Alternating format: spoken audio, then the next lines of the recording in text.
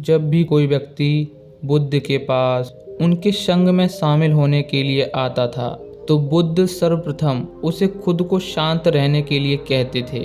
उसे शांत रहना सिखाया जाता था। आज के इस युग में चारों तरफ जहाँ भी देखो शोर ही शोर है, जिससे इंसान मानसिक तनाव में चला जाता है। यदि व्यक्ति हर दिन कुछ समय मौन रहता है तो इससे मानसिक तनाव में कमी आती है। आपका दिमाग शांत रहने लगता है, गुस्सा नियंत्रित रहता है। आज की जो बौद्ध कहानी मैं सुनाने जा रहा हूँ उसमें आपको ये पता चलेगा कि किन जगहों पर आपको बोलना है और किन जगहों पर आपको नहीं बोलना है, और शांत रहने से हमारे अंदर क्या बदलाव आता है। तो चलिए कहानी शुरू करते हैं, लेकिन उससे पहले आप इस चैनल को सब्सक्राइब अवश्य कर लें, क्योंकि बाद में आप कहानी में खो जाएंगे। संध्या काल का समय था। गुरु अपने सभी शिष्यों को बुलाते हैं और कहते हैं, कल सभी को नदी में स्नान करना है और उसके बाद मेरी कुटिया के सामने उपस्थित होना है। सभी शिष्य आश्चर्यचकित रह जाते हैं कि हमने कोई गलती की है क्या, जिससे गुरुदेव नाराज हो गए हैं और नदी में स्नान करने के बाद हमें दंड देने वाले हों। लेकिन कुछ शिष्य कहते हैं, तुम सब इतना घबरा क्यों रहे हो? क्या पता कल गुरुदेव हमें कोई ज्ञान की बात बताने वाले हों। रात्रि को सभी शिष्य चैन की नींद सो जाते हैं। सुबह होती है। सभी शिष्य नदी में स्नान करने जाते हैं। स्नान करने के बाद गुरु की कुटिया के सामने उपस्थित हो जाते हैं। गुरु पहले से ही कुटिया के बाहर बैठे होते हैं। गुरु कहना शुरू करते हैं, आज मैं तुम्हें चुप रहने के बारे में बताऊंगा। चुप रहने से क्या क्या फ़ायदे होते हैं, और ऐसी 10 जगह बताऊंगा जहां चुप रहने से फ़ायदा होता है और बोलने से नुकसान होता है। यदि आप इन जगहों पर चुप रहेंगे तो आप जो चाहेंगे वो पाएंगे। इन जगहों पर चुप रहने से आपके जीवन में एक चमत्कारिक बदलाव होगा। जिस तरह ज़रूरत से ज़्यादा बारिश होना या धूप होना हमारे लिए अच्छी नहीं होती है, उसी तरह ज़रूरत से ज़्यादा बोलना हमारे लिए अच्छा नहीं होता है। अब मैं तुम्हें वो 10 जगह बताऊंगा जहां व्यक्ति को चुप रहना चाहिए। पहला स्थान जहां व्यक्ति को चुप रहना चाहिए वो है तथ्य की अनुपस्थिति। अगर आपके पास कोई तथ्य नहीं है तो आपको वहां शांत रहना चाहिए। जब आपके पास बोलने के लिए कोई तथ्य नहीं है और आप फिर भी बोलते हैं तो लोग आपकी बातों पर ध्यान नहीं देते हैं। वो आपको अजीब सी नज़रों से देखने लगते हैं, आपको मूर्ख समझते हैं, यहाँ तक कि आपका मजाक भी उड़ाने लगते हैं, जिससे आपको अपमानित महसूस होता है और अगली बार भी आपको वो ऐसे ही देखने लगते हैं, आपका मजाक बनाने लगते हैं, जिससे धीरे धीरे समाज में आपकी इज्जत कम होने लगती है। और एक ऐसा समय आता है जब आपकी कोई इज्जत नहीं रह जाती है, आपको समाज से अलग कर दिया जाता है और आप ऐसे ही ज़िंदगी काटने लगते हैं। दूसरा स्थान जहां व्यक्ति को चुप रहना चाहिए वो है किसी को शब्दों से दुख ना हो। अगर आप ऐसी जगह बोलते हैं जहां किसी व्यक्ति को दुख हो तो आपको चुप रहना चाहिए, क्योंकि आप किसी कमज़ोर आदमी को शब्दों से चोट पहुंचाकर महान नहीं बन सकते हैं। बहुत से लोग अपने से कमज़ोर व्यक्ति को अपशब्द कहते रहते हैं। वो कमज़ोर लोग अभी तो कुछ नहीं कहेंगे, लेकिन आगे चलकर वो आपसे भी बड़े हो जाएंगे, तब वो आपको अपशब्द कहेंगे। जो रवैया आज आपका उनके साथ है वो रवैया कल उसका आपके साथ होगा और आपको दुख महसूस करना ही होगा। तीसरा स्थान जहां व्यक्ति को शांत रहना चाहिए वो है क्रोध और नफरत करने वाले लोगों के पास होना। जहां आपको पसंद ना करने वाले लोग हों या आपसे क्रोधित होने वाले लोग हों तो वहां चुप रहना चाहिए, क्योंकि वे लोग आपको पसंद नहीं करते हैं। आप जो भी बोलोगे वे कुछ ना कुछ बहाना बनाकर आपसे झगड़ने लगेंगे और आपको दुख पहुंचाएंगे।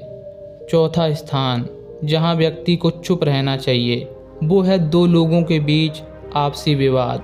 जहां 2 लोगों के बीच लड़ाई झगड़ा हो रहा हो तो वहां व्यक्ति को नहीं बोलना चाहिए, क्योंकि आप उनमें से किसी एक का साथ देंगे, एक के पक्ष में बोलेंगे तो दूसरा आपका विरोधी हो जाएगा, फिर आपका और उसका विवाद हो जाएगा। और यदि आप दोनों में से किसी का साथ नहीं देंगे, दोनों पर बोलेंगे तो उनका झगड़ा समाप्त हो जाएगा और आपका और उनका झगड़ा शुरू हो जाएगा। वे अपने झगड़े को छोड़ेंगे और आपको पकड़ेंगे, जिससे आप उनके शत्रुओं में शामिल हो जाएंगे। 5वां स्थान जहां व्यक्ति को चुप रहना चाहिए वो है दूसरों की निजी ज़िंदगी। यदि आप दूसरों की निजी ज़िंदगी के बारे में लोगों से बातचीत करते हैं, उसकी चुगली करते हैं या उसकी बुराई करते हैं, तो लोग आपको चुगलखोर समझते हैं। और यदि आप दूसरों के परिवार में उसकी बुराई करते हैं तो आप उस परिवार के अपमान के पात्र बन जाते हैं और आपको अपमानित करके घर से बाहर निकाल दिया जाता है। 6वां स्थान जहां व्यक्ति को चुप रहना चाहिए वो है जहां कोई ना समझे आपकी भावनाएं।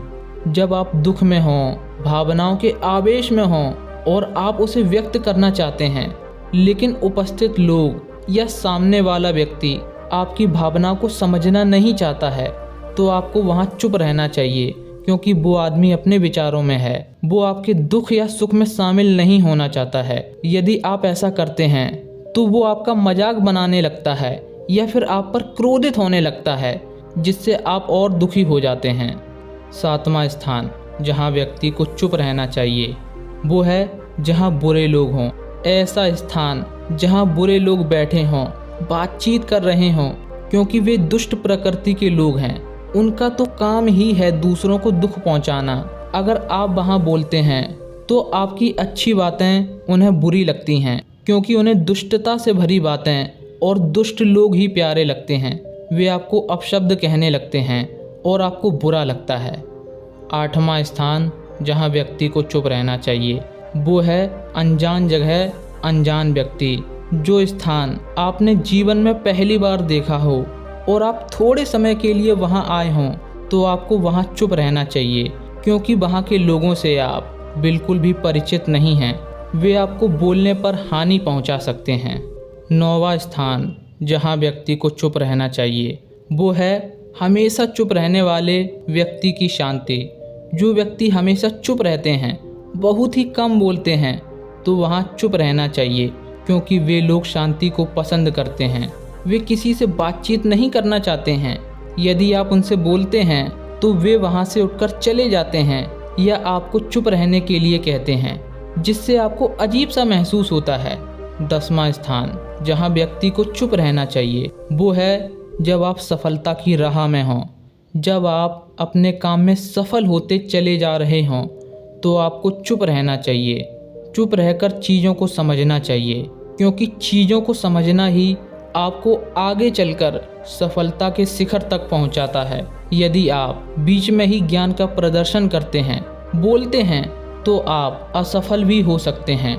दूसरे लोग आपके बोलने का फ़ायदा उठा सकते हैं और आपकी हार आपको दुख के भंवर में फंसा सकती है। गुरु अपनी बात यहीं समाप्त करते हैं और थोड़ी देर शांत रहते हैं। इसके बाद गुरु ने कहा, मैंने आप सभी को नदी में स्नान करने के बाद अपनी कुटिया के बाहर इसलिए बुलाया था, ताकि आप नदी के आसपास की शांति को देख सकें, उसे महसूस कर सकें और कुटिया के बाहर आकर मेरे द्वारा शांति के महत्व को समझ सकें, शांति का ज्ञान प्राप्त कर सकें। अब आप सभी शिष्य आश्रम के अन्य कामों में लग सकते हैं। इसके बाद शिष्य अन्य काम को करने लगते हैं और गुरु अपनी कुटिया के अंदर चले जाते हैं। जीवन में ज़्यादा बोलना अर्थात अपना नुकसान करना होता है। आपने इस कहानी से क्या पाया, कमेंट में लिखकर हमें ज़रूर बताएं।